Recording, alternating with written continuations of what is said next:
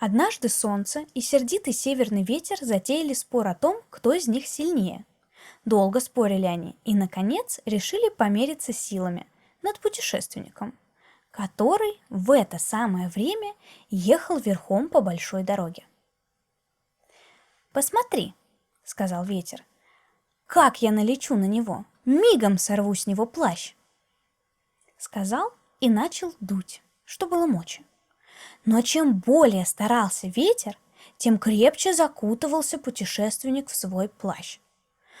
Он ворчал на непогоду, но ехал все дальше и дальше.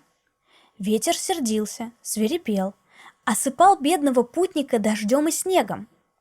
А путешественник, проклиная ветер, надел свой плащ в рукава и подвязался поясом. Тут уж ветер и сам убедился, что ему плаща не сдернуть.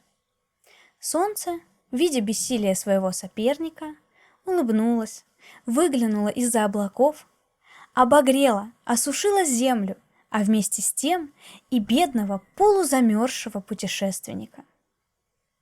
Почувствовав теплоту солнечных лучей, он приободрился, поблагодарил солнце, сам снял свой плащ, свернул его и привязал к седлу.